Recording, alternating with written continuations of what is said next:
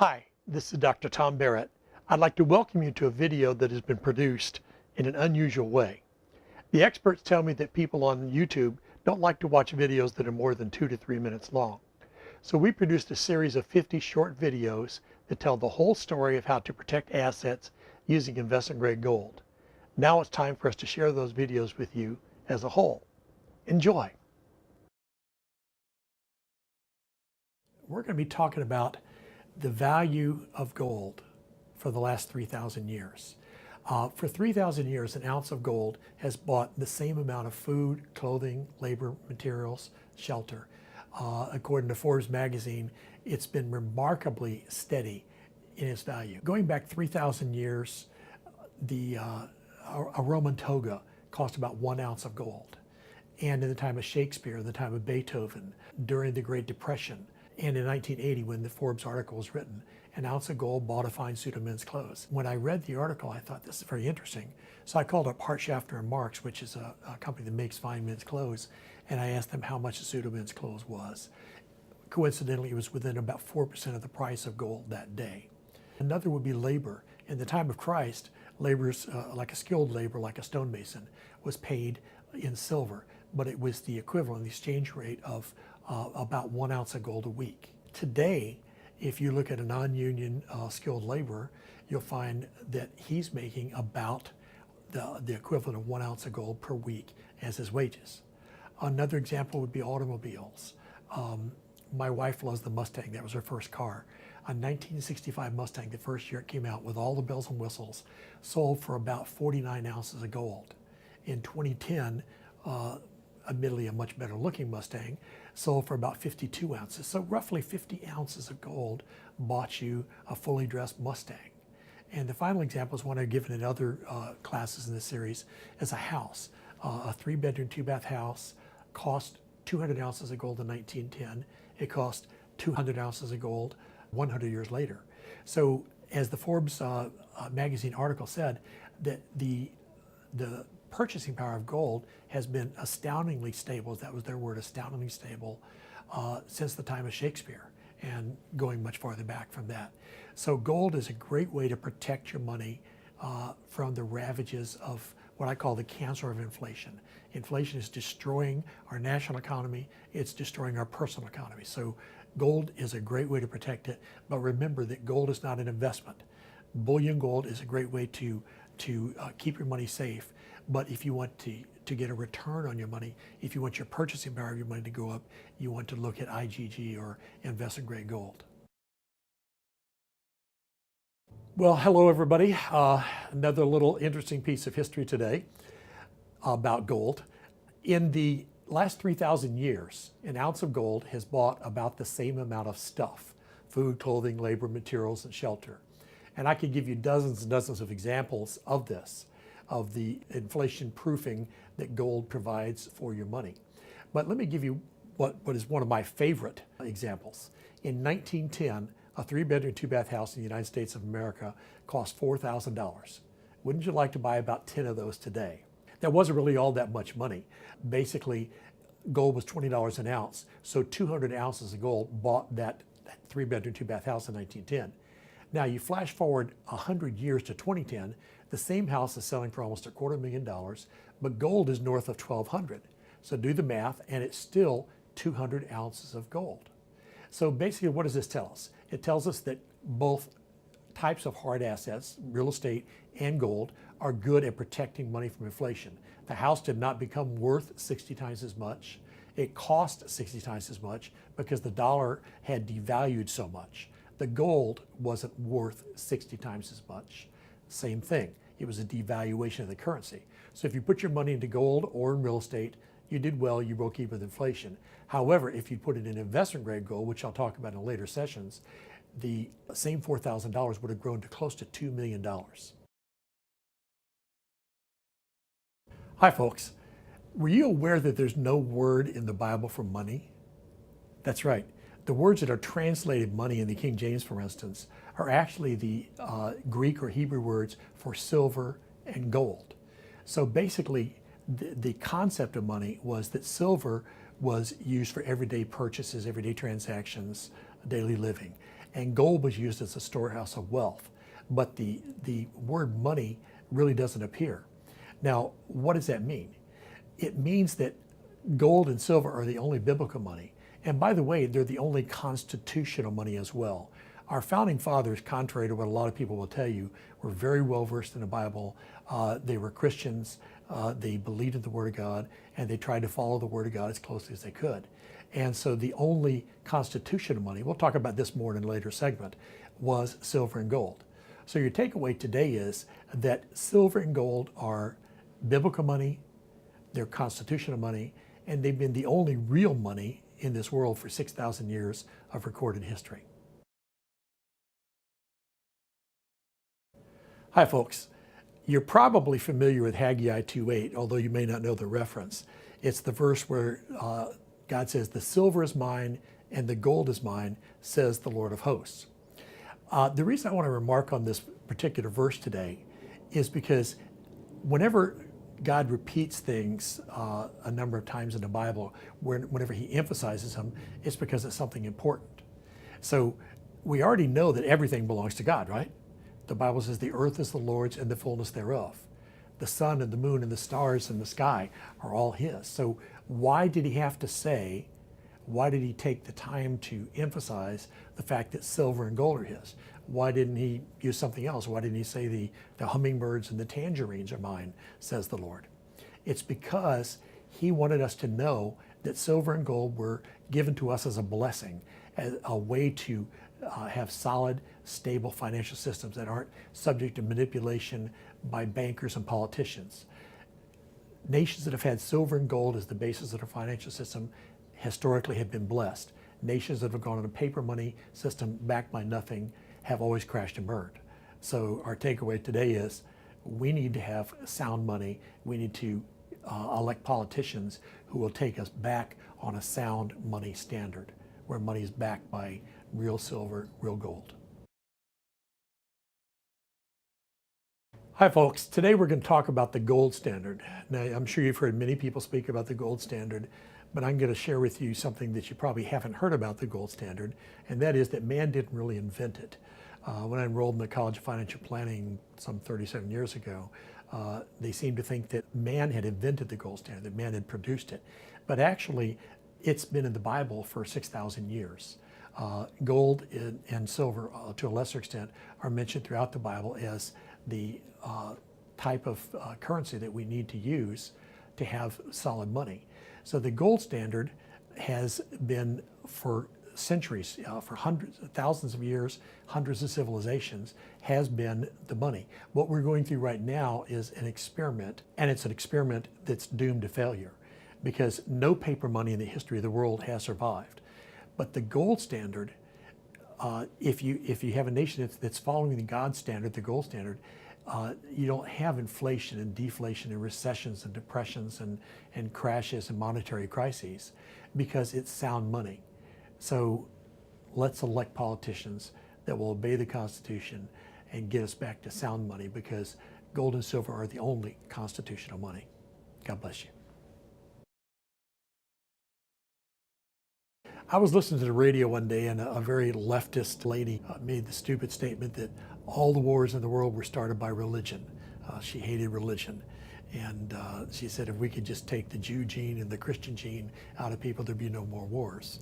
I called up and set her straight. The other thing we hear a lot of times is that wars are started over politics. Neither one of those are true. Most wars have been started over money, and especially farther back in history, over gold. I could give you hundreds of examples of wars that were started over gold, but let me give you just one. King Ferdinand of Spain in the 1600s sent his explorers out, and he said, get gold, humanely if possible, but at all hazards, get gold. So what was he really saying? He was saying, if you can go and be nice and take the gold away from the people that own it, do so. Don't maim them and kill them if you don't have to. But if you need to maim them, if you need to kill them, if you need to fight with them, do it. Whatever it takes, bring gold back. So gold has been the causative factor in the majority of wars.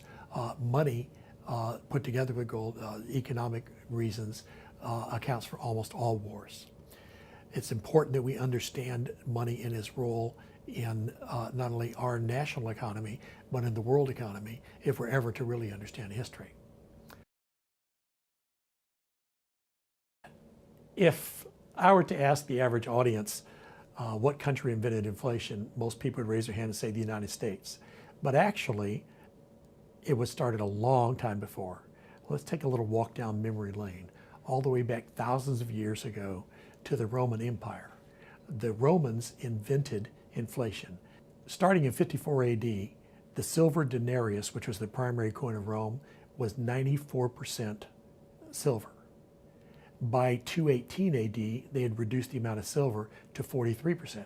How did they do that? Well, as the money came back through the treasury, they would melt it down and add base metals to it that were worthless metals, but give them more coins. So they were like all politicians. They wanted to have inflation. They wanted to have more money to buy votes with, and they didn't have a printing press, so they just did it by melting down the coins. That was over a period of years. It dropped from 94% down to 43%. Then in the next 50 years, they really went nuts. And by 268 AD, just 50 years later, there was only 1% silver left in their coins. Now the US has done the same thing. We took our silver coins that were 90% silver, and back in 1965, we took all the silver out and they still look silver. But at least the Romans had the grace to leave 1% silver in the silver coins. In the United States, we have 0% silver. Hi everyone. In our last session, we talked about the Roman Empire and how over a period of a couple hundred years, they just basically took away the value of their money. They dropped it from 94% silver down to 1% silver. Now, there are many people with many different theories about the reason for the fall of the Roman Empire. But economic historians will tell you that the real reason was the devaluation of their currency. Just like we're devaluating the dollar today, they devalued the denarius. What was happening is the Roman centurions were the heart and the backbone of the Roman Empire. Without the soldiers, they couldn't keep order. And the centurions were not able to feed their children with the worthless Roman money. They would take it to the merchants and they wouldn't give them bread for the kids because they knew the money was valueless. So the centurions, the Roman soldiers, were deserting in droves, going back home and farming so that they could feed their children. So that just shows you how important having sound money is. A whole empire, arguably one of the greatest empires the world has ever seen, fell because the politicians got greedy and devalued the currency. Are you aware that our Constitution is the longest lasting Constitution? It seems kind of funny since our country is relatively young in relation to a lot of other countries. But as far as a constitution that has ruled a country, ours is the longest standing. It's also the first one that actually defined money. I'd like to give you a little challenge. I have a website that I write called conservativetruth.com. And if you go there, you'll see the various different founding documents, the Bill of Rights, the Constitution, the Declaration, the Federalist Papers, and so on. Click on the Constitution and do a search for anything that you can think of relating to money. You can search money, currency, bills, gold, silver, anything that you can think of that might have a relationship to money. And what you're going to find is two principles, and that's it. The first principle is that only Congress has the power to issue money. So our Federal Reserve, which, as we talked about, is not federal at all, is illegal. It's unconstitutional for the Federal Reserve to be issuing our money. The Founding Fathers said only Congress had the power. Shouldn't the nation have the power to issue the nation's money and not private bankers? It just makes sense. That's the intent of the Founding Fathers. But our politicians have gotten around that. The second principle is that only Congress should have the power to coin money. So coining money is a whole lot different than printing money. Coining implies gold and silver. People say to me, well, people did not know about paper money back then. Well, of course that's not true. The Chinese invented paper money thousands of years prior to this. There was paper money in Europe. There's paper money circulating in the United States when the Constitution was written, which by the way was not in 1776. It was a number of years later. So they knew what they were saying. They knew that what they were telling us was that silver and gold is the only constitutional money. Unfortunately, we don't have faithful politicians. We don't have people that are faithful to the Constitution, and they have put us in a very, very bad position of being the nation in the world that has the most debt. We have more debt than any nation that's ever existed on the face of the planet. And that's not a good place to be, because the Bible says that the debtor is slave to the lender. There are other countries in this world, most notably China, that own huge amounts of our U.S. national debt. That makes us slaves to China. Today we're going to be talking about the last U.S. money. And you might well say, well, I know about the last U.S. money. I've got it in my pocket. Actually, you don't. The last U.S. money was called the U.S. dollar. You say, well, that's what I've got in my pocket, U.S. dollars. No, unfortunately, you don't. Up until 1933, we had money that was backed by gold or silver. They were called gold certificates or silver certificates. So on the gold certificate, that was a $20 one, it had the words inscribed on it: there had been deposited in the Treasury of the United States of America $20 in gold coin payable to the bearer on demand. So that was a demand note. It was actually real money. It was backed by precious metals. Today what we have is IOUs. The US dollar is not the US dollar anymore. This is a Federal Reserve note, and this is what it's worth. This is actually just an IOU. It's paper money. It's backed by nothing. Remember what I said about the payable on demand? The $20 bill you could take to the bank, and the bank had to give you a 1 ounce gold coin. Do you know what they have to give you today, what the government is required to give you today for a $20 bill? 2 10s, 4 5s, or 20 singles. They're not required to give you anything of value. So our money is basically valueless. You can go to the U.S. Treasury website, and it'll tell you that our money is backed by nothing. It's not a happy thought, but I'm still happy. Okay, today we're going to talk about Executive Order 6102. And no, that's not an executive order from the current time. This is from a long time ago, 80 years ago to be exact. Executive Order 6102 was enacted by Franklin Delano Roosevelt, and that was where everything changed for America. We started off with a very solid currency for the first 2/3 of our nation's existence because it was backed by gold and silver. But in April of 1933, Roosevelt basically put out an executive order, voted on by Congress, that all gold that was in private hands had to be turned over to the government in exchange for Federal Reserve notes, what I like to call monopoly money. So not only the gold itself, because the money back then, a $20 coin was a 1 ounce coin, that was $20 purchasing power. You could also get a $20 gold certificate, and the gold certificate represented that $20 1 ounce gold coin. So that can be exchanged at any bank. That's where the expression good as gold came from. Basically, for the first time in the history of the world, a ruler made it illegal for citizens to own their own money, and it's never happened before or since, and hopefully never will happen again. But the fine was $10,000, or you could go to federal prison for 10 years for the crime of owning your own money. Can you imagine that? For 41 years after that, it was illegal for Americans to own gold. The only thing that he let them keep was jewelry and rare coins. Hi folks, today we're going to be talking about when the gold standard ended in the United States. A lot of people will tell you that it ended in the early 1970s. It was ended by Richard Nixon. That's not really the case. The gold standard actually ended in 1933, as we talked about in other sessions, when FDR made it illegal for Americans to own gold. And for 41 years, we were not allowed to own gold, hold it personally. But more importantly, we couldn't buy it, and we couldn't redeem, even if we had US gold certificates, we couldn't redeem them for gold. So at that point, the gold standard ended for American citizens. However, the government still continued to allow other countries to redeem their bills for gold, and as a result, we were draining our country of gold. But my feeling is this: the gold standard ended when Americans couldn't get gold with their money. I don't really care whether the French or the Germans could. They were able to do that until 1972, and at that point, Nixon closed what they called the gold window.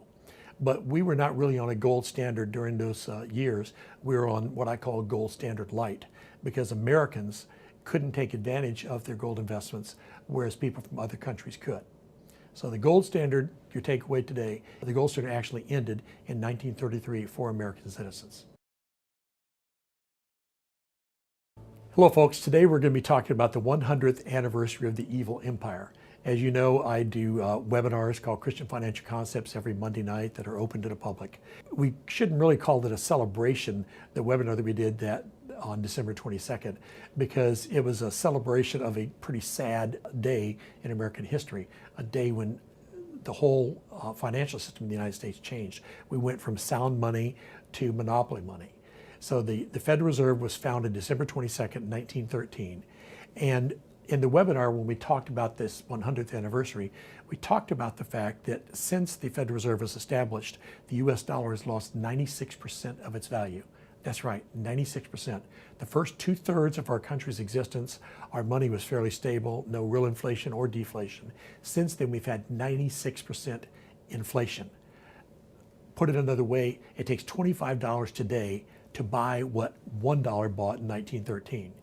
So the Federal Reserve, which we'll talk about in other sessions, is not federal. It is a quasi-governmental organization owned by private bankers, and it does not act in your best interest. It acts in the interest of the profits that the bankers and their investors want to get.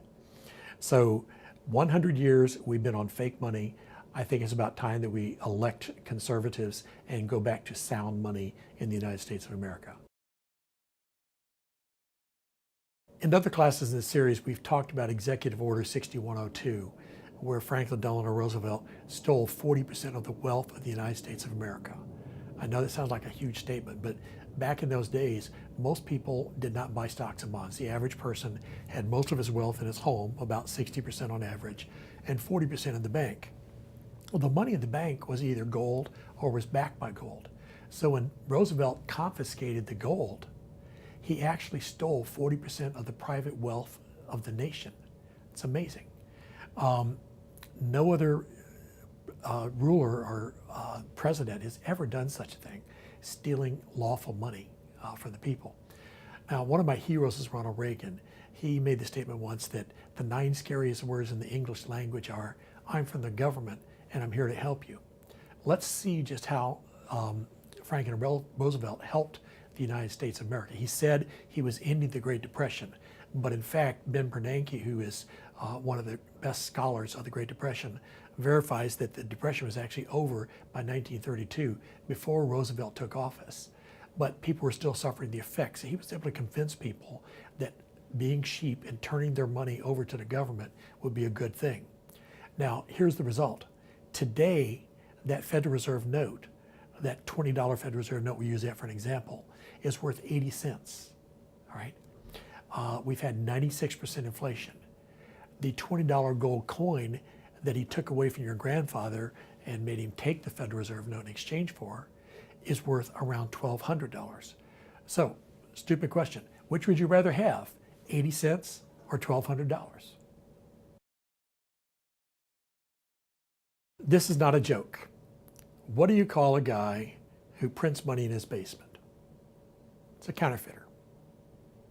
What do you call a guy who prints money in Washington, D.C.? A politician.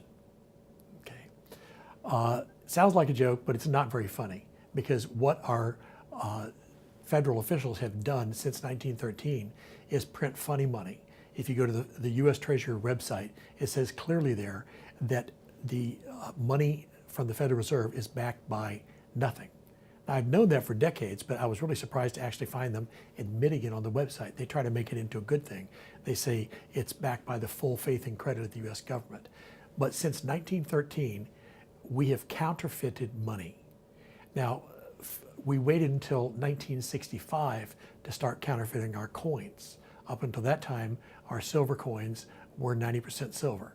Of course, the penny and the nickel are made out of copper and nickel, and so they're base metals. But the primary coins, the dime, the quarter, the half dollar, and the silver dollar, were 90% silver. Since 1965, all the coins except the 50-cent piece have had 0% silver in them, And for some strange reason, they continue to produce 50-cent pieces for another 5 years, but with 40% silver. So basically, since 1970, no U.S. silver coin has any silver in it. So we have counterfeit paper money, we have counterfeit coins, and it's our government that's doing the counterfeiting. We should hold them accountable, folks. Today we're going to be talking about a depressing subject, the Great Depression. Most people refer to it as the U.S. Great Depression, but in point of fact, it spread within 6 months throughout the entire so-called civilized world. The uncivilized countries, the ones that didn't have debt structures like the westernized countries did well during the Depression because they were on a cash basis. But all the countries that followed the lead of the United States and were heavily in debt did very poorly. Now, who caused the Great Depression? It was the government. The government allowed 10-to-1 leverage. Now, I don't want to get too technical here, but basically leverage is where you can buy something with a little down. So if you buy a house with 10% down, you're leveraging that house. What the government was allowing was something that would be insane by today's standards. They were allowing people to buy stocks with 10% down. So if you had $10,000, you could buy $100,000 worth of stocks. Well, everyone knows the stock market goes up and down, and a correction, a normal, what's called a correction, a drop in the stock market, is about 10%. Well, if you had just paid cash for your stocks, 10% is not going to hurt you. You can hold out, wait for it to go back up again. But what if you've only paid 10% down and it drops 10%? You are wiped out. That's why people were jumping off buildings in the Great Depression. People committed suicide because they were completely wiped out financially, and it was the government that caused it. That, what's called the Panic of 1929, led to the Great Depression of 1933, which supposedly FDR, Franklin Delano Roosevelt, told us he ended by taking us off the gold standard. But we'll find out in other classes in this series that the Depression was actually already over when he stole the gold from the American citizens. That's a little bit of history on the Great Depression. We're going to talk about the half-life of the dollar. Back in the early years of our country, if you'd ask the average man on the street what he thinks about inflation, he would look at you like, what is inflation? People didn't know what inflation was. But today, when I speak at audiences all over the world and I talk about inflation, I usually pick out a young kid somewhere close in the front row and 10 years old and say, do you know what inflation is? He says, yeah. He says, my candy bar that I bought for 75 cents last year cost me 90 cents today. Everybody understands inflation. What inflation really means is that our money is losing purchasing power. Our money's going down in value. And this is not a good thing. It's not a healthy thing for an economy. To kind of measure the magnitude of that, though, there's a chart. You can look it up on the internet. Just do a search for the half-life of the US dollar. And what you'll find is that since the 90s, the dollar's been losing about 50% of its value every 4 years. That's pretty scary. So that means if you had a CD and you put money in the bank, 4 years later, it looks like you still have the same amount of money. The same amount of zeros are there, and it looks like the same amount of dollars. But in reality, your money will purchase less. So it's really important to put at least some of your assets, a minimum of 10% of your net worth, into something that's going to protect you from inflation. And of course, the best example of that is gold. Even people who are not sophisticated economically whatsoever know that gold is the best way to protect against inflation. So we're going to talk about something that gets a little bit technical. It's called the Global Gold Index. You can search it. Between the years 2000 and 2010, the Global Gold Index measured the progress of gold, or the relationship of gold between it and 10 major currencies. Now, over that same 10 years, the gold was up 500% against the US dollar. In other words, it increased in value 5 times as much as the dollar, because the dollar was going down, down, down. It only increased about 400% against this basket, global basket of currencies. What that says to us is that gold doesn't have a constant value. Its value is depending on the currency it's priced in. But what's interesting about this is this global gold index represents the 10 top currencies of the world, and it averages their value together, compares it to gold, And these are the currencies that represent 98% of what's called the gross domestic product, the total output, the total financial gains of that country in that particular year. So if gold went up almost 400% against almost all currencies in the world, it shows you that gold is a good way to protect money, whether you're in the United States or whether you're in Transylvania. I hope that helps you to understand the relationship of gold and currencies a little better. Hi folks, we're going to talk about the possibility that the US currency could fail. Now when people ask me, is that possible? I say not only is it possible, it's already happened. Not once, not twice, but 3 times. And they say, well, I didn't hear about anything about this in my economics course. I have a good friend, he was a Texas legislator. He had a bachelor's degree in economics. He had no idea about the gold confiscation that took place in 1933 that took us off the gold standard. And he had no idea that the US currency had failed 3 times because they just sort of take that out of the history books. But if you do your research, you can find it. The first currency to fail was called the continental dollar. We didn't have the US dollar when we first started as a nation in 1776. We issued what was called the continental dollar. And our money was managed very badly and the currency hyperinflated. So they abolished it. They just basically dishonored it and said, we will give you 1 US dollar, the new currency, for every $100. What does that sound like? It sounds kind of like these banana republics down in South America that have the new peso, and they give you 1 peso for every 100 pesos you had, and then 10 years later the new peso becomes the old peso and they devalue again. That's actually what happened in the United States. All right, the second time we devalued our currency was in the 1800s. We had some money called trade dollars. The Asians that we were trading with, the Asian countries, said, we don't want your stinking paper money. We want real money. So we issued a special trade dollar made out of silver, and our ships would carry hundreds of pounds, sometimes tons of these, over to trade with. Eventually, when it became inconvenient for us to honor that, we just abrogated our responsibility. We said we're not going to honor them anymore. And a lot of Asian trading partners were left with dollars that weren't worth dollars anymore. The third time was when the Federal Reserve money was first issued. Some people would argue, well, we didn't really lose our currency, we didn't really abrogate it, but in reality we did, because we took good money, sound money, money that was backed by gold, we took it away from the people and we replaced it with debt money. The paper money of the Federal Reserve is not backed by precious metals, it's backed by debt. And at the time you got $20 for $20, so what's the big deal? Well, the big deal is since that time, that dollar has lost 96% of its value. And usually at this point, I'll take a $100 bill and tear it in half when I'm teaching in churches, just to show what's happened. Because that $100 bill is worth $4 today. 96% loss. It takes $25 today to buy what $1 bought back in 1913. I just came back from a university in Oklahoma where I was teaching financial professionals how to protect their clients' money against national emergencies, whether it's a terrorism, a natural disaster, a crash of the dollar. The whole conference for almost a whole week was about how to protect assets in various different ways. I was teaching about gold. That's my favorite subject. And I talked about the economic history of the world for the last 6,000 years. I covered 6,000 years of history in 45 minutes. Normally that's a 90-minute subject, but I just hit the high points. But basically, what I was teaching was not just economics, I was teaching the history of money. If we don't understand how money developed and what money is, then we have no way of understanding what our investments are doing.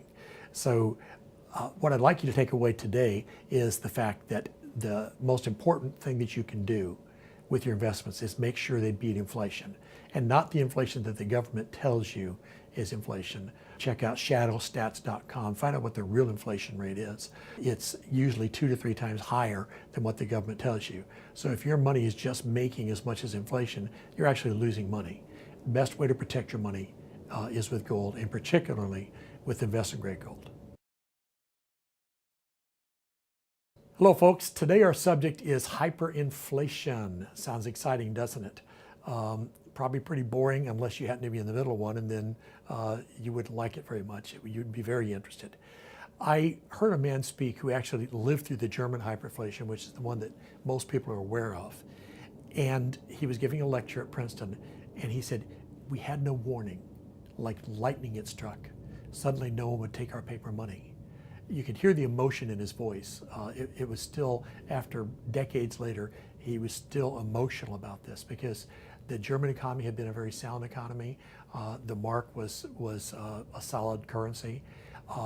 At the start of the German hyperinflation in 1919, it was worth 4 marks to 1 US dollar. So a mark was about 25 cents. 4 years later, it's 4.2 trillion marks to the dollar. They were printing notes. The largest note had been a 1,000 mark note. 4 years later, they're printing 100 billion mark notes. And they were so worthless that people were burning them in their fireplace because it was cheaper than buying coal with the money. Hyperinflation, runaway inflation, where the dollar or the mark or the yen, whatever it is, loses huge amounts of money on practically a daily basis, is devastating to an economy. And any country that has heavy debt, such as the United States has, is subject to hyperinflation.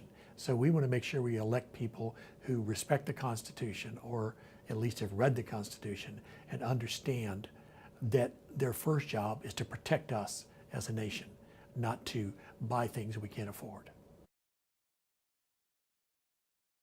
Okay, folks, last time we talked about inflation. This time we're going to talk about inflation a little bit farther back, and that was in France in 1789. France was on a gold standard. They had solid currency. Everything was going well economically, but politicians did what politicians do. They got greedy, and they wanted to be able to issue as much money as they wanted to.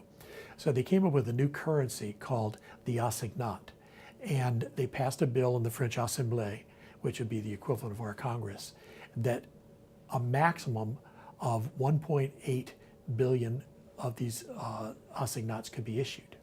Well, 6 years later, they had issued 32 times as many as the law allowed. People were starving. There was rioting in the streets of Paris. And so the French officials went out into the Paris city square, and they took the plates and they broke them in half. And they said, no more assignats. This was not a good idea. We have a much better idea. We're going to come up with a new currency called the mandat. All right, so they issued the mandat. This only lasted 2 years. Within 2 years, the mandat had lost over 95% of its value. And again, the people were rioting in the streets. Now, in order to enforce this crazy money, this monopoly money, which is very similar to our Federal Reserve money today, they passed what's called legal tender laws. And the merchants didn't want to take this paper money. They were requiring people to give them silver and gold. And so they said, if you don't take the paper money, we'll put you in jail, 20 years. And a prison back then was no fun. It was a hole in the ground with rats crawling over you. That didn't deter the merchants. So then they said, okay, you go to the guillotine. We will separate your head from your body if you don't take our worthless paper money. And still the merchants braved it. So finally, the government was forced to break the plates from the mandat. And here's what they did. They said to the folks, okay, we have a great idea. We're going to go on a gold standard. Well, you dummies. 8 years ago, you're on a gold standard. Everything was fine. You ruined it. Of course, you have to go back to the gold standard. Pray that we go back to the gold standard in the United States. Today, we're going to talk about inflation in Argentina. You may have heard that the federal government bailed out the Bank of America. What you may not realize is that we've done that twice in the past. But the most notable one was back in the late 1980s when Argentina was heavily in debt, and Bank of America loaned them trillions of dollars. It got so bad that the financial press was referring to Bank of America as bankrupt of America because they were about to go under. This is the biggest bank in the United States. Why can't we learn from history? Things were so bad in Argentina that over a period of 10 years, the inflation kept getting bigger and bigger and bigger until it was running thousands of % per month. The employers didn't pay their employees twice a month like many American companies do. They were having to pay them twice a day because the money was losing value so quickly that they would pay them at lunchtime. People would run out and buy whatever they could find that was left on the store shelves. Didn't matter if it was shoe polish or a toilet brush, whatever it was a commodity. It was going to be worth more at the end of the day than it was at lunch. Then they would pay them again at the end of the day. They would buy their dinner and go home and pray that inflation would slow down. So what can we learn from Bank of America and Argentina? Our government forced the Argentine government to go back to a sound money standard. They were not allowed to issue any pesos unless they were backed by gold. They were forced to bring their inflation down. They were forced by our government to sell off nationally owned businesses and let private businesses run them. And they're forced to lower their national debt. They did all these things and they got their economy back on a sound basis. The irony is that all the things that we forced Argentina to do in order for us to cover the loans are exactly the opposite of what we're doing today as a nation. That's the very definition of insanity, folks.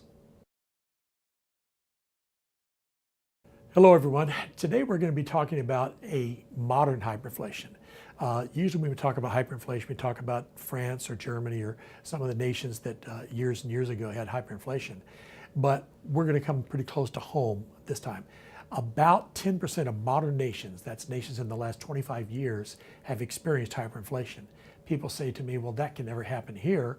And I say, why not? They say, well, this is America. And I say, what else you got?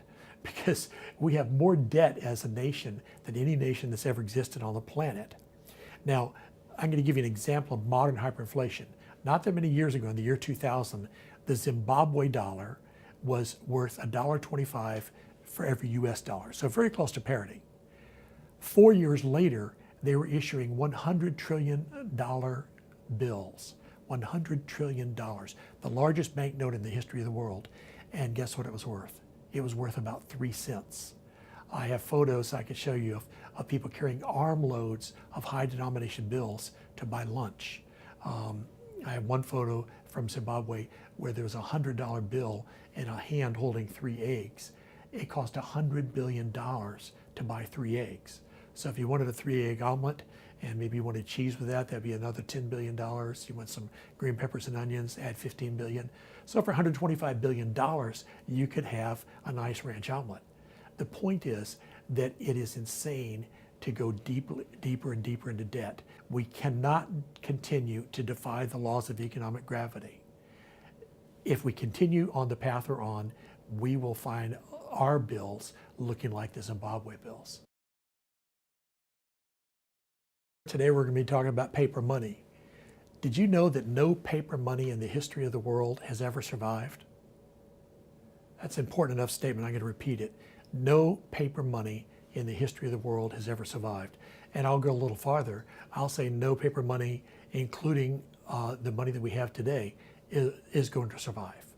Long after the dollar is forgotten and is dust and the euro is gone, precious metals will be money because they've been money for the last 6,000 years.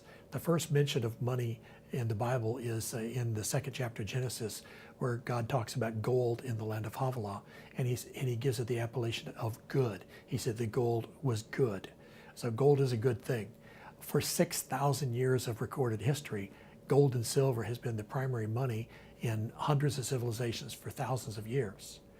What we're doing today is basically an experiment. We're trying out fiat money, as it's called, money that's backed by nothing. And it's an experiment that's doomed to fail. So precious metals have always been money. Precious metals will be the money after paper money is gone. No paper money has ever survived. No paper money will. We're going to talk about real inflation versus what the government tells us inflation is. The government's talking about inflation down in the low single digits. It's simply not true. Go back to Jimmy Carter's time in the 80s, and inflation was in double digits, and people were actually getting 17, 18% on CDs. Think about what you're getting today, like 1% if you're lucky. That was all a function of the government, printing money that's not backed by anything. Well, that was embarrassing to the government. So what they did is they changed the way they calculated inflation. I know that sounds crazy, but government does lots of crazy things. That would be similar to me having a big Hummer that was getting 10 miles to the gallon, and I like the Hummer, but I don't like the mileage. So I take it down to the dealer and he changes my odometer to make it seem like I'm getting 30 miles to the gallon. So now I feel better, but I'm still really getting 10 miles to the gallon. That's what they did with the what's called the CPI, the Consumer Price Index. They took out two key components, food and energy. Now, I don't know about you, but food and energy are part of my cost of living, but they just took it out and boom, the inflation rate dropped down. But the real inflation rate is much higher. If you go to a website called shadowstats.com, an eminent economist there has a chart that you can see right on the front page that shows the real inflation rate versus the stated inflation rate. In most cases, the real inflation rate is about 3 to 4 times what the government says it is. Why is this important to you? Because if you listen to what we're being told about inflation, that it's say 2%, and you get a bond that's making 3%, you think you're making money. But in reality, you're losing money. Inflation is a cancer. I've said this before, I'll say it again. It's eating away at the very core of our national economy and therefore our national vitality. And it's also eating away at your personal economy. So if you don't learn anything else today, learn this. When you invest, you have to invest to beat inflation. You either have to buy gold to meet inflation, to keep you even with inflation, or buy collectible gold, investment grade gold, to beat inflation, to where you actually are making money over and above what inflation is doing to your money. Today's subject is the national debt. A lot of people think they know what the national debt is, but actually they get it confused with the deficit. The deficit is the amount of money that we spend every year that is over the amount of taxes and other revenues that the government takes in. So in recent years, we've been spending about 60% of those revenues and borrowing about 40% of what we spend. So every year, our deficit is bigger and bigger, and that deficit is added to the existing national debt. Now, the reason I want to make a distinction between these is because a lot of people will say that Bill Clinton reduced the national debt. He didn't. The national debt did not go down. What happened was he reduced the deficits. He balanced the budget, which was a good thing. Okay, basically, we weren't adding to the national debt every year, but the national debt really didn't go down. The national debt, according to one of our former chairmen of the Joint Chiefs of Staff, is the most serious threat to our national security.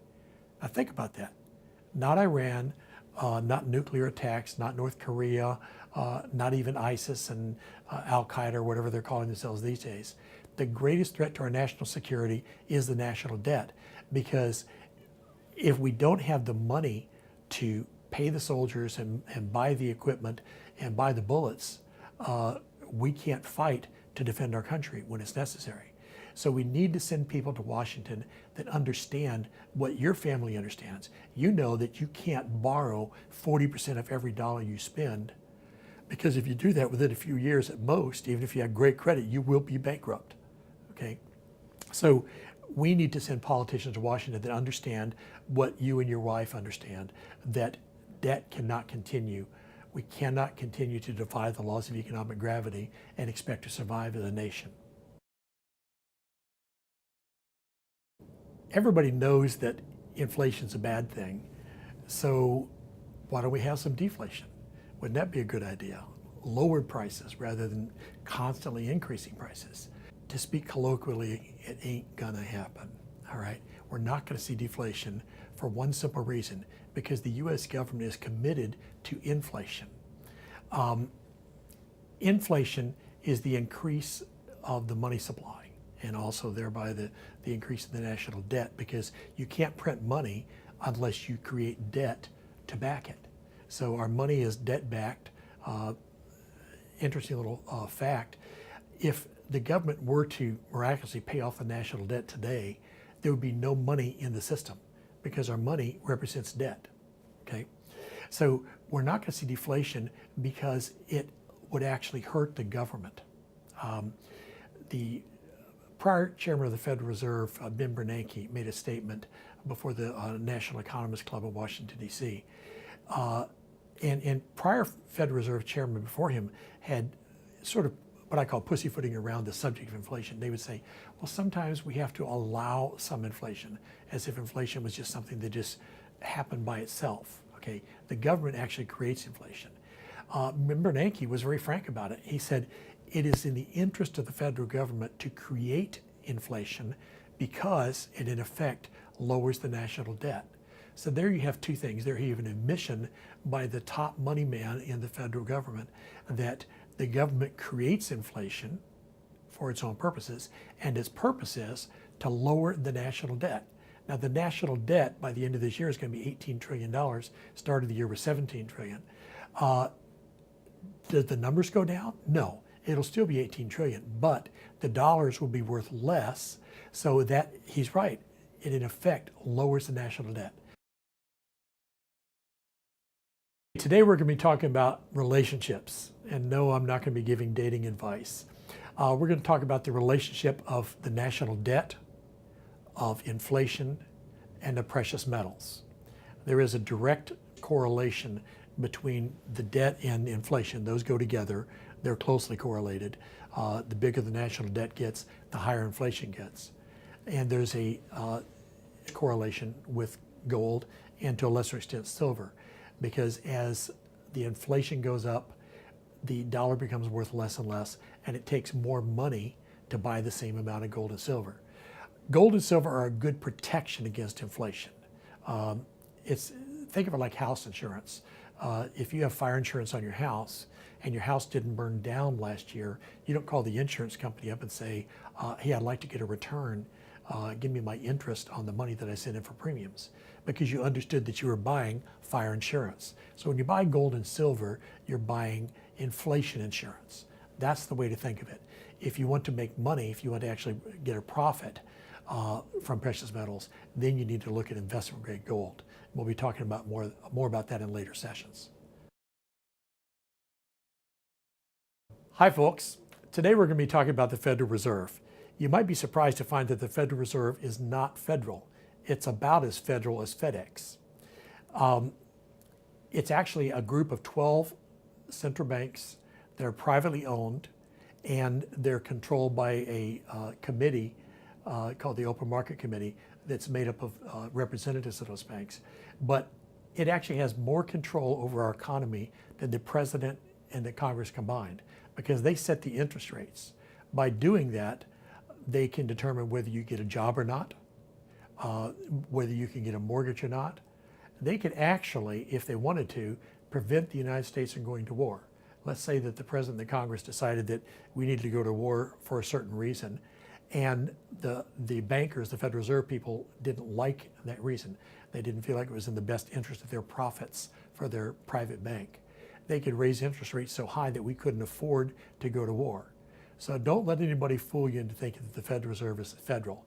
I go into this a lot more in detail in my article, The Non-Federal Fed. You can find that at conservativetruth.com. conservativetruth.com. Click archives and then just search for Fed, and you'll find it on there.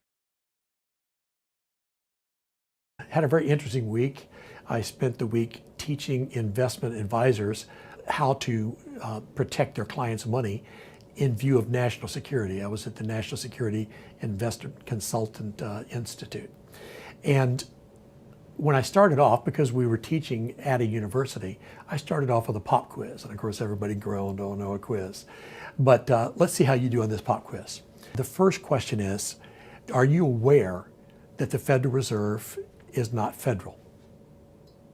Okay, I see a lot of hands. All right. Second, are you aware that it is in fact a central bank? It's not what they call it, a system of banks. It actually is a central bank, just like the central banks of Europe. Okay, a lot of people are raising their hands on that one. The third question, very few people get this one right. Are you aware that we had a prior central bank before the Federal Reserve System? Okay, few people got that one. Now, the fourth question, the toughie. Were you aware that we actually had two prior central banks before the Federal Reserve? Usually only one person raises their hand on that one. So what did we learn from this? First of all, the founding fathers did not want us to have central banks. Okay, they had suffered under the evils of central banking in Europe. Central bank makes the politicians, it makes the bankers rich, but it impoverishes the people. So there was no provision for a central bank in the Constitution. When the first central bank was started, it was called the First Bank of the United States. It only lasted 20 years because it did not do well for the people, and there was a lot of backlash, and it was repealed. Then about 30 years later, the not very imaginatively titled Second Bank of the United States was founded. And it also lasted about 20 years and was repealed. And so then for about 40 or 50 years, we had this blissful period of no central banking. Banks were done locally and by the states. And then the Federal Reserve, the evil empire, was started in 1913. And the politicians who put that through put in a provision saying that it could never be repealed. Well, of course, that's not constitutional. And if we ever get some politicians with the guts to end the Fed, as Dr. Ron Paul advises in his book, it can be repealed. But the point is, central banking has not worked in the past in the United States. It's not working for us now. As a matter of fact, our third central bank, the Federal Reserve System, has caused more damage since it's been founded than the first two central banks together. Study up on it. It's very interesting stuff. Hi folks, you probably weren't wondering about this, but I'm going to tell you anyway, how banking evolved. The first bankers emerged around 640 AD. The bankers were actually goldsmiths. The concept of banking didn't exist back then. But what the goldsmiths had that people needed was a safe place to store gold. They were working gold, they had a safe. So people started bringing their gold into the goldsmith and asking him to store it. And he said, okay, I'll charge you a small fee. So people were basically paying him interest to keep their gold in his pseudo bank. Now, he would issue them a receipt. And what most people would do is if they were going to say buy a piece of property, they bring the receipt back, pick up their gold, go out and buy the piece of property. Then the person that got the gold would take it to the goldsmith and he would put it on deposit and he would get a receipt for it. After a while, people figured out that they didn't need to go through all that. They could just take their receipt for their gold and give it to the guy who owned the property.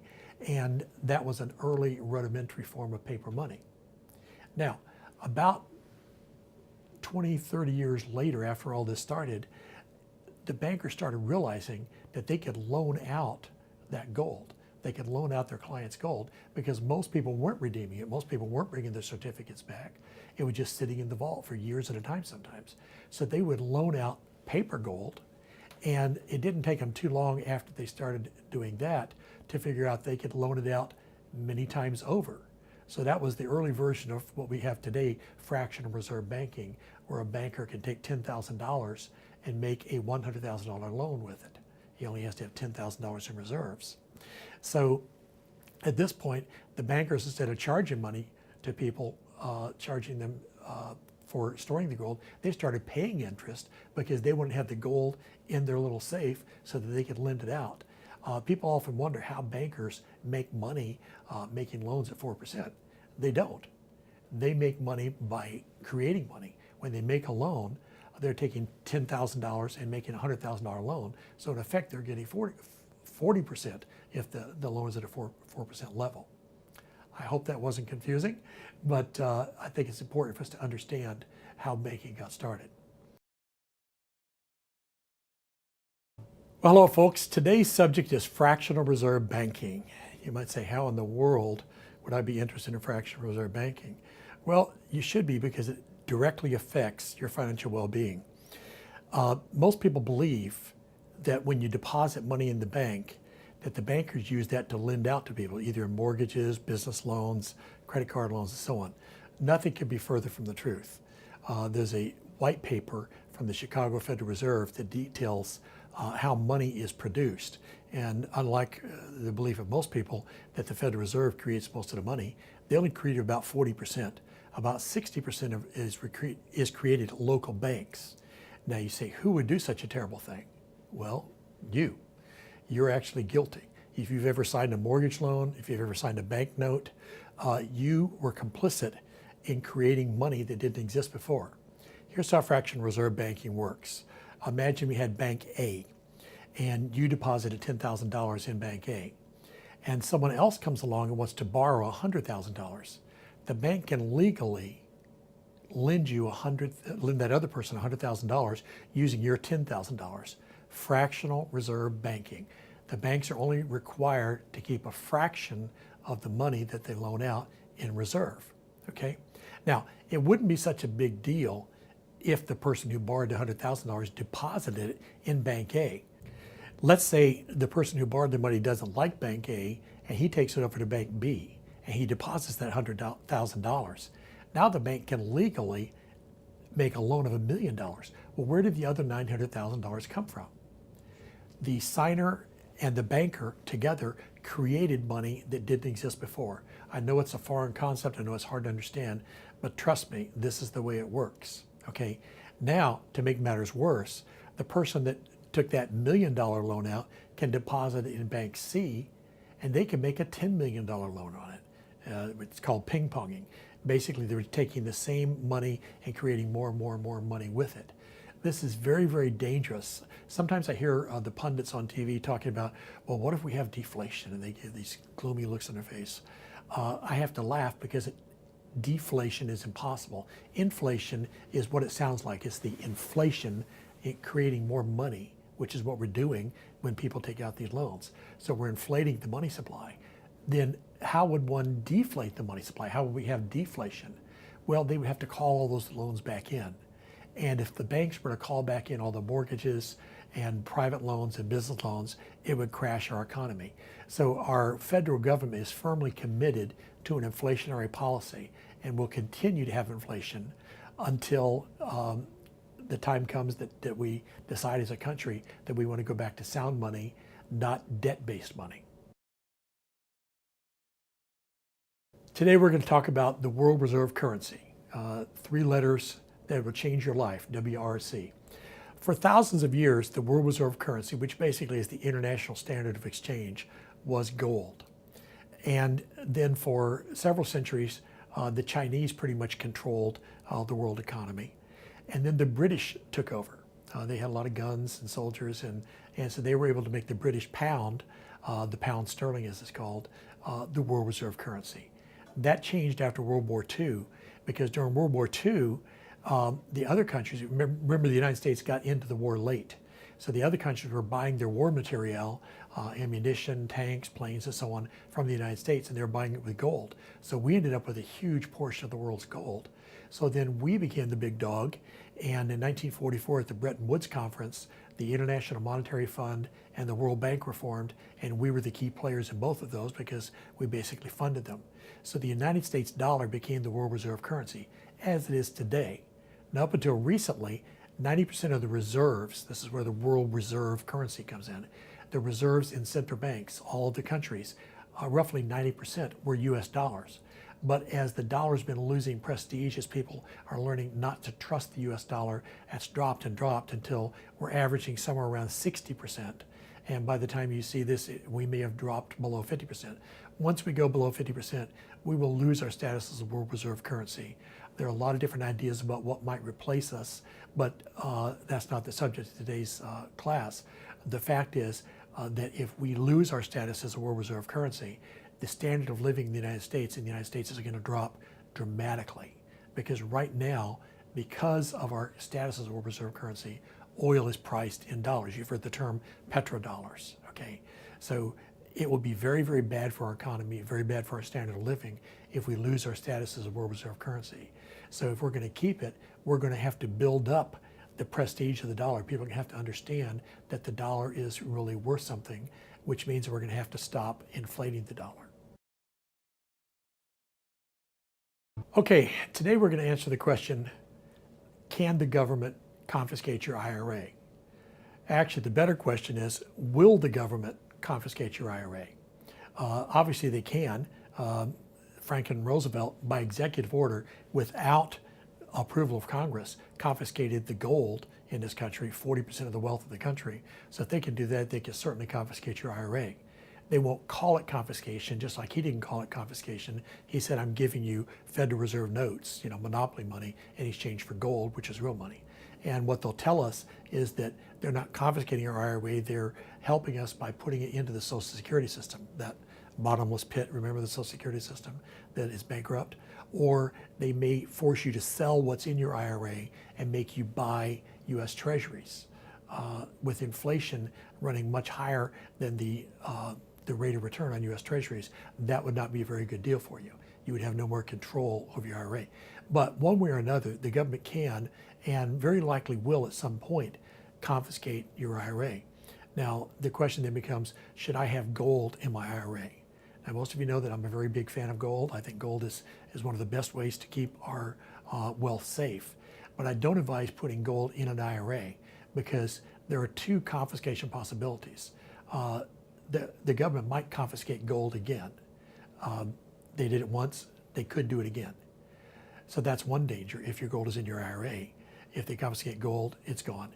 Also, if they confiscate the IRA, they don't confiscate gold, they've still got your gold. So keep your gold in your pocket, in your possession, in your safe. I'm not really fond to say deposit box is a place to keep gold, but a place where you can keep it safe and well hidden.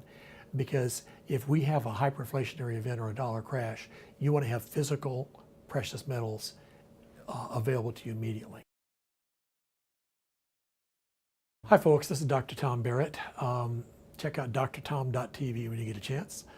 I have been a pastor for almost 38 years now, and I've been in financial services for about 36 years. And I've done a lot of studying on financial topics. Basically, in most financial transactions, someone wins and someone loses. Now, we can have a debate about whether it's a zero-sum game or not. Over time, even if you're on the short end of the stick and you buy something at too high a price, the price could go up. But just in the finite sense, someone wins and someone loses in most financial transactions and in most financial events. The problem is that a lot of people just don't prepare. I often say that squirrels have more sense than a lot of Christians I know, because the squirrels gather up nuts in the good weather and stick them in a hole in the tree for the bad weather. So when wintertime comes, they don't starve. A lot of people come to me when they're 40 or 50 years old and say, Dr. Tom, I think I need to start thinking about retirement. Well, no, you really need to start thinking about it a long time before you're 40 or 50 years old. But it's never too late to start. So we need to prepare. The Bible tells us a lot about how to prepare, and I'd like to encourage you to listen to our webinars at christianfinancialconcepts.com. You can go there and ask to be put on the list for the free teaching webinars, christianfinancialconcepts.com. We need to prepare now because we can actually benefit from what was meant to be evil. In other words, the thing that will be devastating to many people can be positive for us if we're prepared. I used to own interest in oil wells, and I'd be at the gas station and hear people complaining about the price of gas. Gas was going up and they were hurting. But I was conflicted. I didn't want to pay more for the gas that I was putting in my car, but my oil wells were making me more money because oil was going up. So that's the way it works. What sometimes, what for some people is going to be evil, for others can be good. We can be the head, not the tail. We can benefit from what is coming if we're prepared. And we can help you prepare by teaching you biblical principles of finance. Hello, welcome again to our series on gold. Most people think of bullion gold as an investment. Bullion, gold, or silver is not an investment. An investment is something by definition that goes up in value, in purchasing power, whereas bullion goes up in price.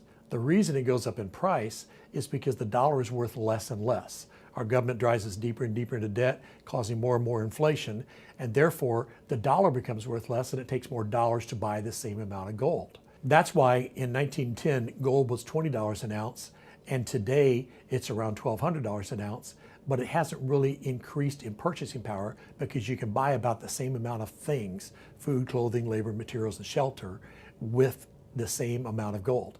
So what you want to do is you want to invest in investment grade gold rather than bullion. Investment grade gold is better than bullion, as they say, because it actually goes up in real value. Your purchasing power goes up. You can buy more things, more of the stuff you need with the same amount of money. A lot of people call me the gold guy because they know that I really like gold a lot. But I hear the question very often, what about silver? Because there are people out there saying that silver is much better than gold and it's going to go up more than gold.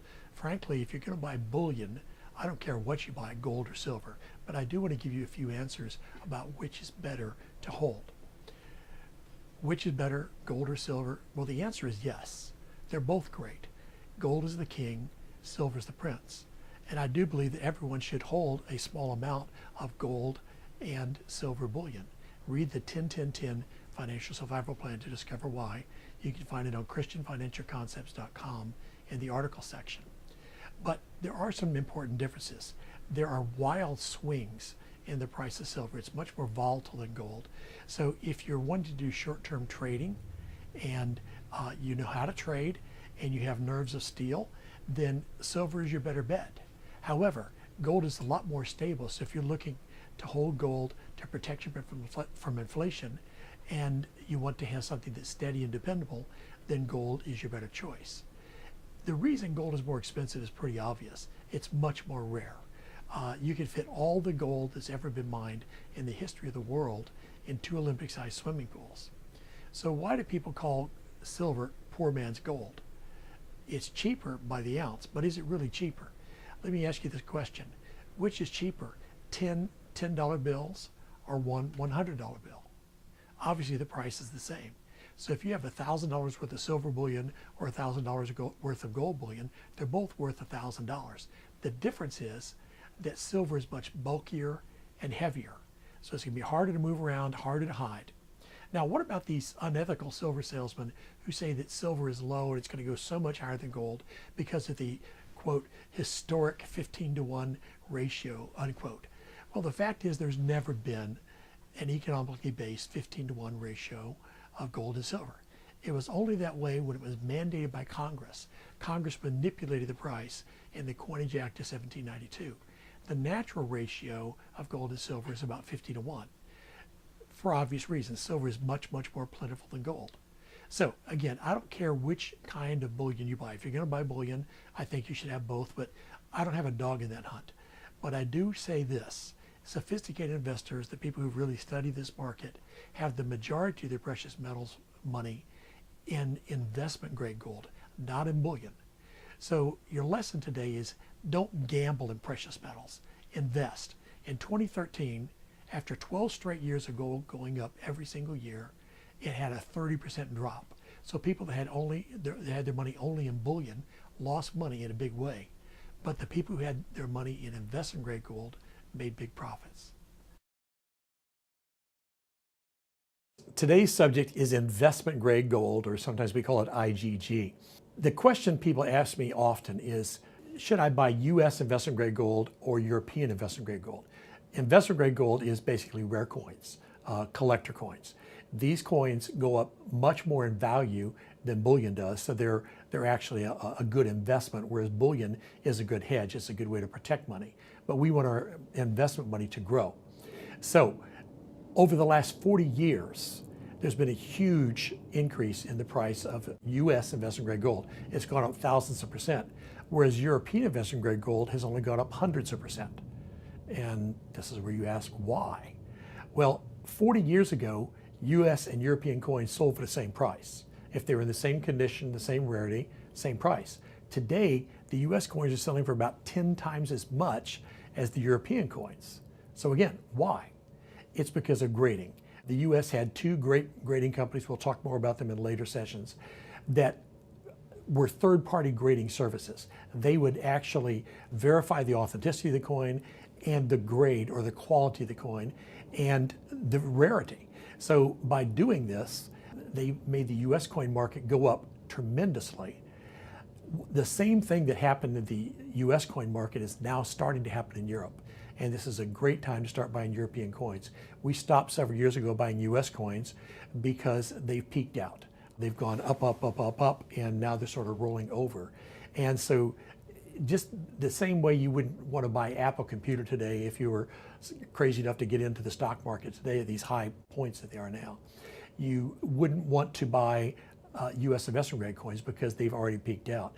You want to look for the next Apple computer, and the next Apple computer is the next coin of Europe that is underpriced because the US coins have just run away from them due to grading. So bottom line for this session, US coins are going up thousands of percent because of third-party grading. The same process is now happening in Europe, and it's going to be amazing, the profits. Today I'd like to talk to you about the 10-10-10 financial survival plan. I can only give you a very brief summary of it here.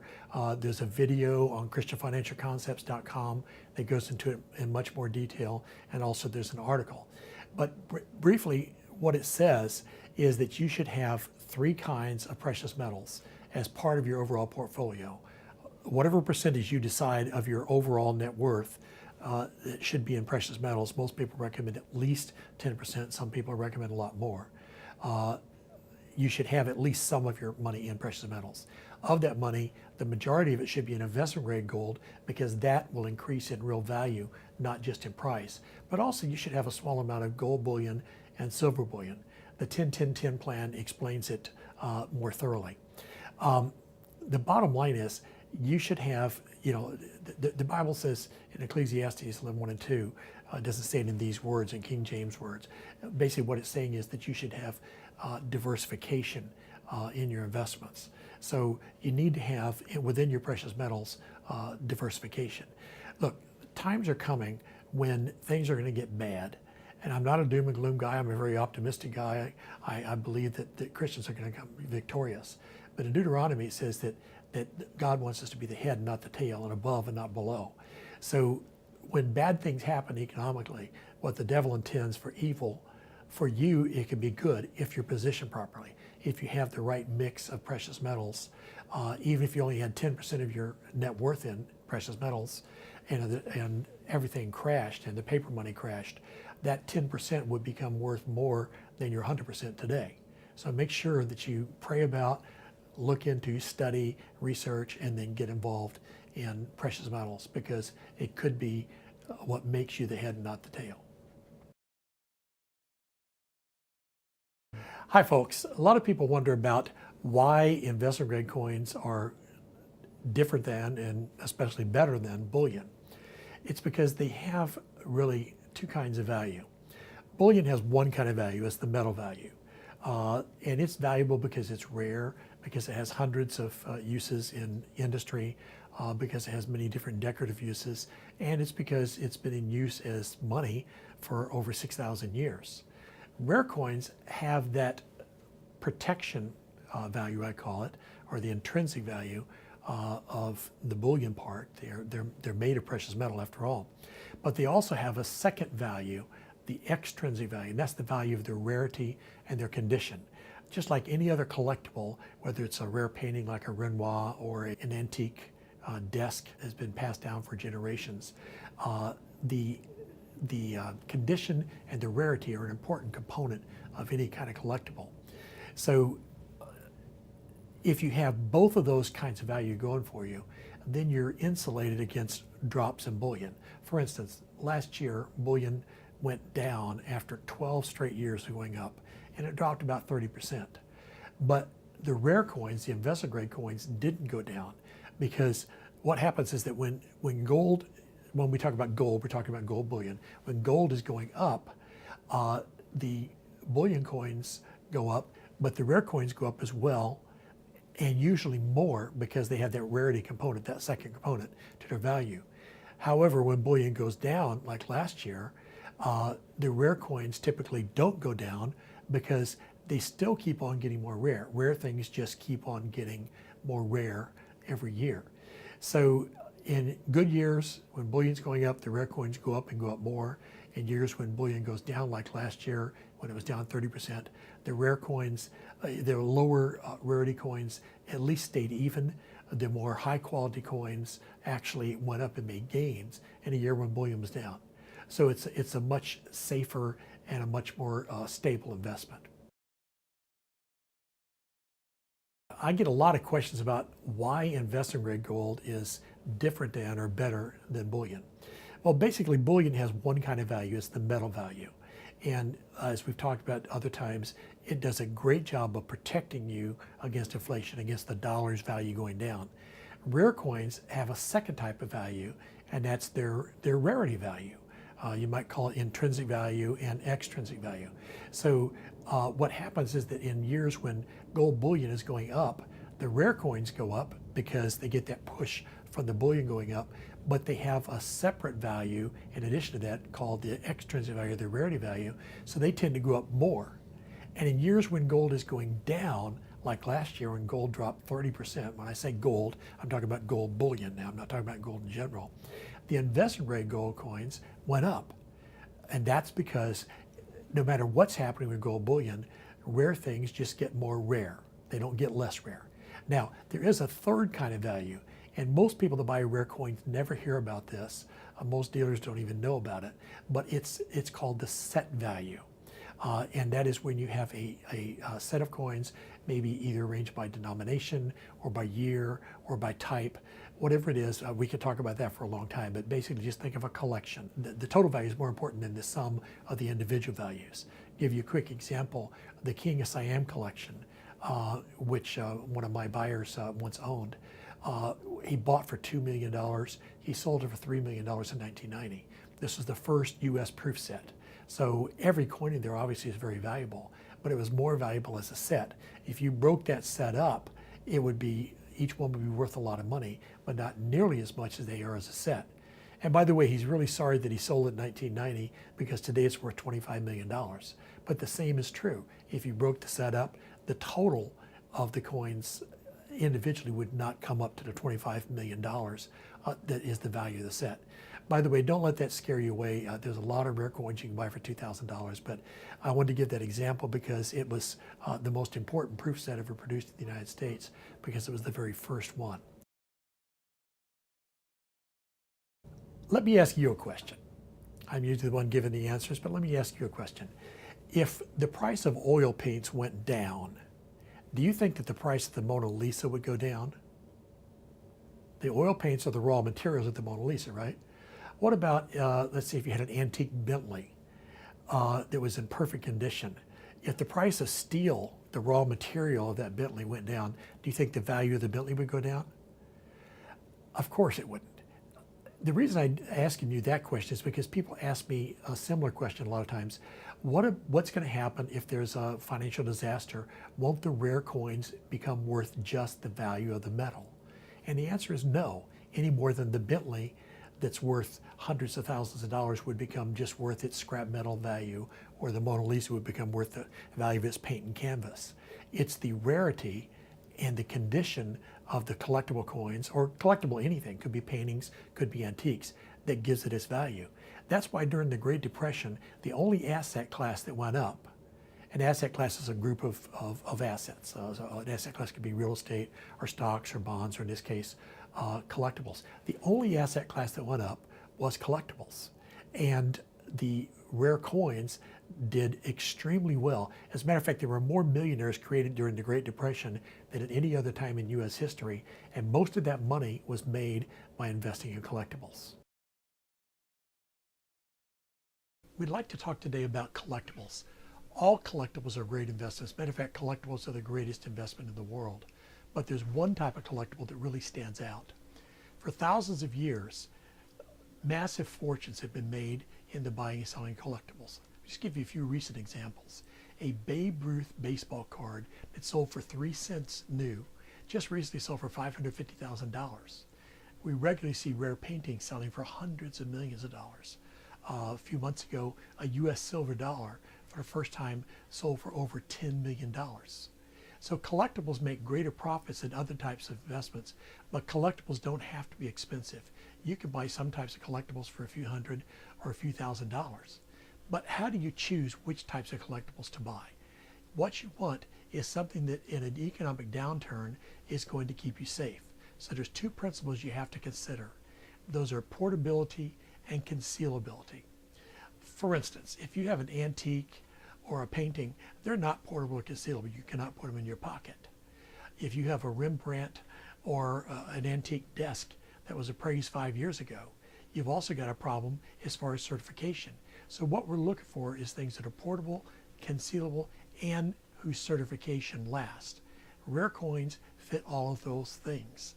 Rare coins are encased in ballistic plastic cases, and the certification lasts forever. I've handled rare coins that have been certified 20, 30, 40 years ago and have changed hands 5 or 6 times, and the certification still holds.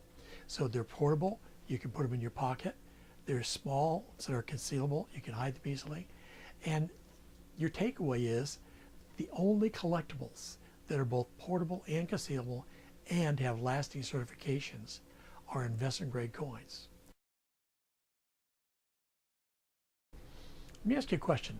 Why wouldn't you want to buy coins from your friendly neighborhood telemarketer? The fact is that telemarketers bombard people every day with supposedly rare coins. You can't open a magazine or look at a TV ad without seeing ads for rare coins. But think about it. How can these coins be truly rare? Even though a coin is old, it may not be rare.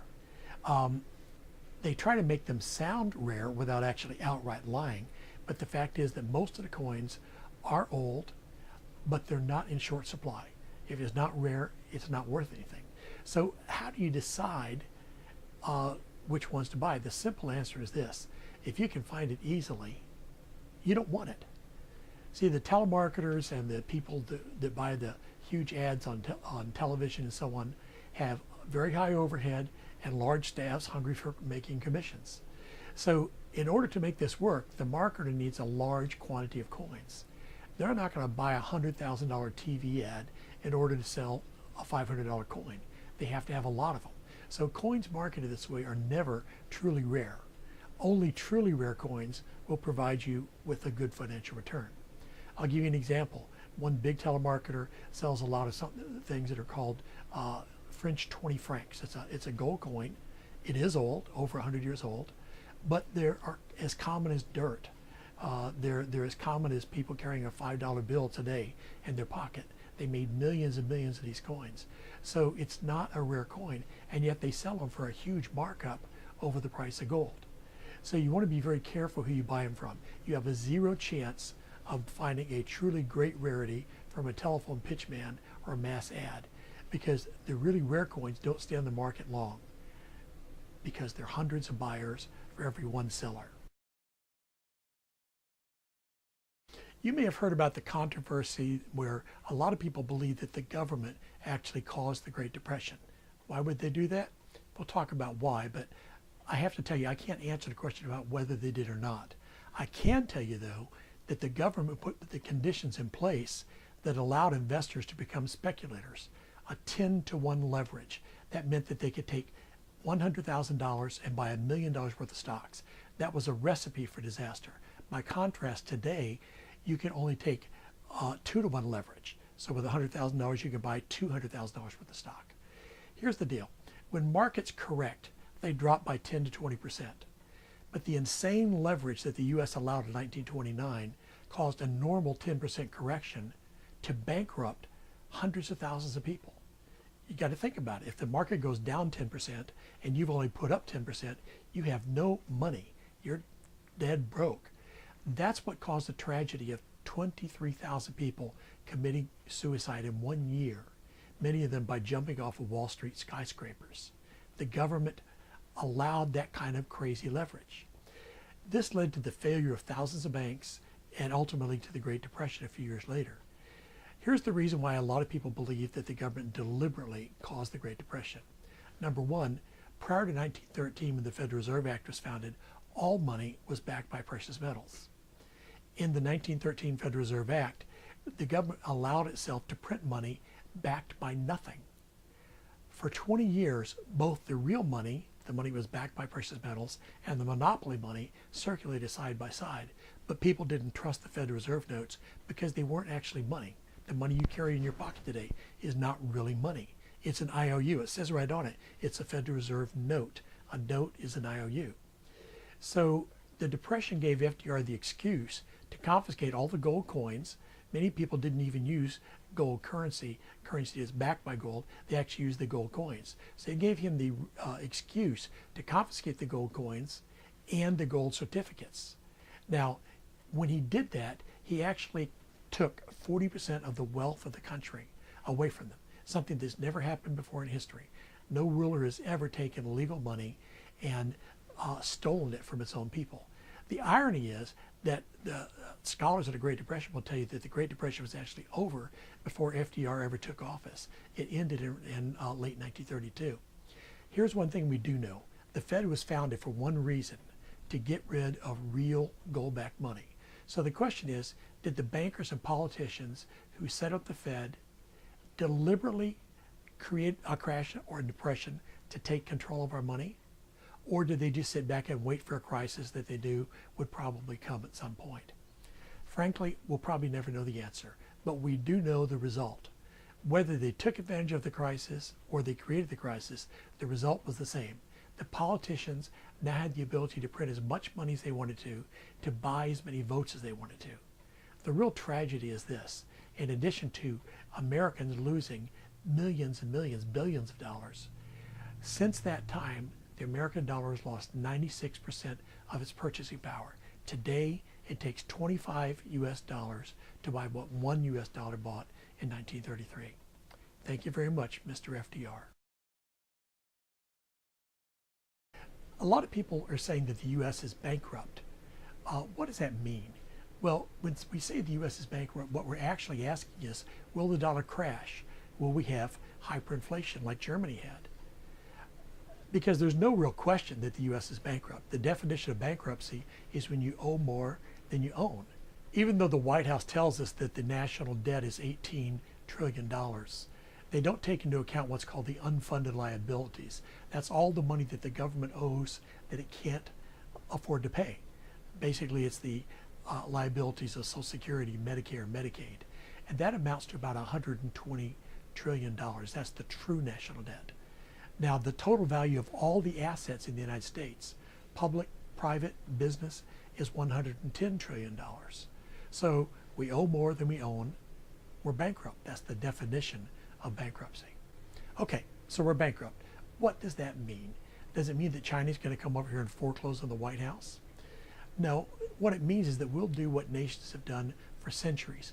We will devalue our currency. In fact, we've actually been doing that for over 80 years, ever since 1933, when FDR confiscated all the gold in the country and all the gold certificates. The $20 gold coins that he took away from your grandparents are worth $1,300 today. The Federal Reserve notes that he gave them in exchange are worth 80 cents. Ronald Reagan used to say the 9 scariest words in the English language are, "I'm from the government and I'm here to help you." That's how the government helped us, by confiscating the real money and giving us fake money. So whether we call it a crash or a hyperinflation, what it boils down to is a massive decline in purchasing power. Basically, your money becomes worthless. So if you have precious metals and there is a crash, you're going to be okay. Precious metals, silver and gold in particular, have been money for hundreds of civilizations for thousands of years. Matter of fact, it's the only biblical money and it's the only constitutional money. So if you have precious metals and there's a crash, you'll be the wealthiest person on your street. Otherwise, you better have something to barter because you won't be able to eat. Proverbs 21:20 says, "Be sensible and store up precious treasures. Don't waste them like a fool." Start storing up precious metals for the time that most people believe is certain to be coming. Today we're going to be talking about guaranteed money-backed security. There are factories that do nothing but produce fake collectibles. In China, there are hundreds of them that produce fake gemstones, fake artworks. There are factories like this all over the world. The problem is that there's no law against producing fakes. The Wall Street Journal has even reported that there have been over $1 billion in fakes, $1 billion every year produced. There's even a question today about whether the Mona Lisa was actually painted by Leonardo da Vinci. There's been so many fakes bought by museums that it's really cost them financial hardships. So there's only one type of collectible that offers the safety and security that coins do. That's because there's two independent certification bureaus, PCGS and NGC, that guarantee the authenticity of the coin and the grade of the coin. The grade is crucial, so the security of independent grading is what makes the coin collectible market the largest investment collectibles market in the world. What about appraisals for other types of collectibles? Appraisers have been around for hundreds of years, but none of them gives a guarantee. For example, you buy a Rembrandt and you pay $5 million for it, and you pay the appraiser $5,000 for the appraisal. If he's wrong, you're out your $5 million. He'll pay you back the $5,000 for the bad appraisal, but that's it. Now, ECGS or NGC, if they're wrong, they'll actually pay you back what you lost. No other collectible in the world is protected by this kind of guarantee. The home country governments offer the protection because they make it illegal to copy coins since they're legal tender in most countries. Another thing that the home countries often do is they will have museums, mint museums, where known genuine coins are held, and a grader can go and compare his coin against that and make sure that he's actually got the real thing.